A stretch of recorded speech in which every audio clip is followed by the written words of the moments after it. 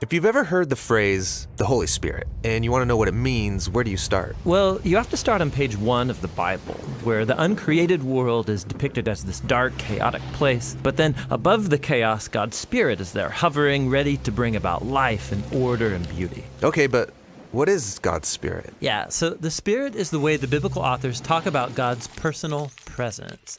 The Hebrew word is ruach. Ruach. Yeah, you got to clear your throat at the end. So what is it? Well, ruach can refer to a number of different things, but what they all have in common is energy. Energy, how so? So there's an invisible energy that makes the clouds move or the tree branches sway. Right, wind. So in Hebrew, that's ruach. Okay. Now take a big breath.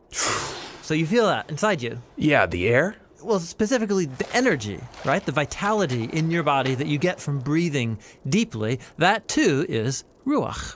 And this is the same word used in the Bible to describe God's personal presence. Just like wind and breath are invisible, God's Spirit is invisible.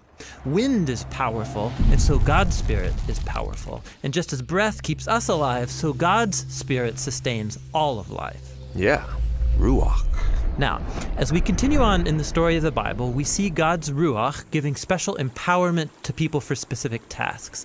The first person in the Bible this happens to is Joseph. God's Spirit enables him to understand and interpret dreams. And then it happens to this guy named Bezalel, and he's an artist. God's Spirit empowers him with wisdom and skills. He's given creative genius to make beautiful things in the tabernacle. And we also see God's Ruach empower a group of people called the prophets. They're able to see what's happening in history from God's point of view. That's exactly right. And here's the problem as the prophets saw it.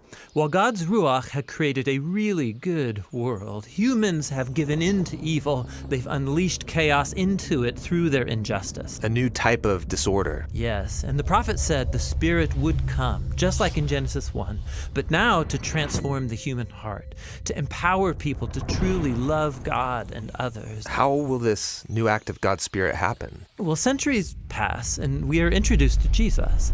And at the beginning of his mission, there's this beautiful scene where Jesus is being baptized in the waters of the Jordan River.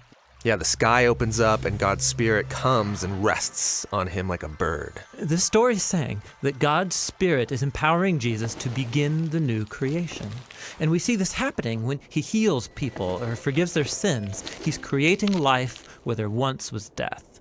Now, Israel's religious leaders oppose Jesus, and they eventually have him killed. But even here, God's Spirit is at work.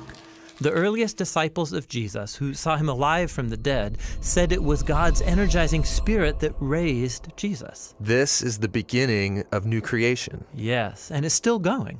When Jesus appeared to his closest followers, he breathed on them and said, "Receive the Holy Spirit."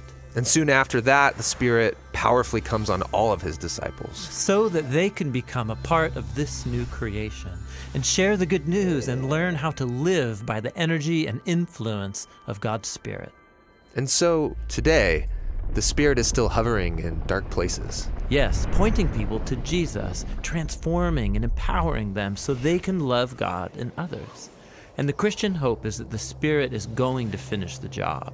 The story of the Bible ends with a vision of a new humanity, living in a new world that's permeated with God's love and life-giving Spirit.